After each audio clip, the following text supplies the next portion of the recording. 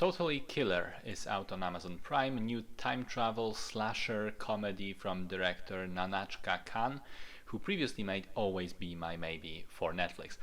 The film starts in 2023, and the story happens in a small American town where 35 years ago, at the tail end of the 1980s, a serial killer has murdered three teenage girls, and his identity was then never discovered.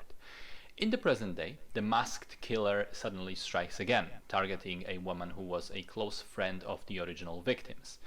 Her daughter then ends up accidentally going back in time to the period of the original killings and figures that if she can prevent the murders from ever happening and stop the killer in the past, she can change the future and save her mother as well.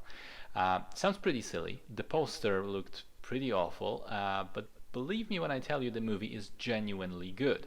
It's really entertaining in the way that it mixes elements of various genres and really executes each of those genres quite well. There's a lot of classic slasher story here inspired by movies like Halloween or Scream. There's a lot of fun time travel shenanigans ripped straight from Back to the Future, and there's also a lot of comedy coming from the sort of deconstructionist take on the 1980s nostalgia.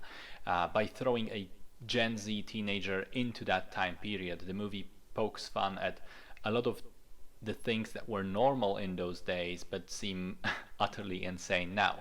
The ever present cigarette smoking, even in a closed car with your kids, the lack of protection of privacy and people's personal information, the bullying and misogynistic jokes and casual racism ever present in society. I thought it was all a fun riff on things like Stranger Things, which tend to glamorize the period without ever noticing the bad stuff.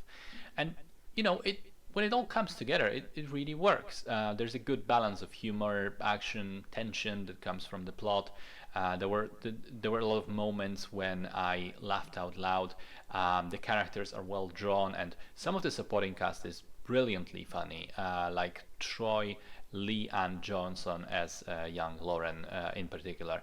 The one thing I didn't like about the film is the execution of the final set piece, the sort of climax of the film, because it throws laws of physics out the window very suddenly. And of course, I don't mean the time travel thing, but just very simple thing like centrifugal force, and does so in a way that is flawed visually as well. And I don't want to say what happens, not to spoil it, but when you see the scene, you'll know what I'm thinking about. But on the flip side, the actual ending that follows that is very clever and even addresses a point that a lot of fans have pointed out about Back to the Future for about several decades now.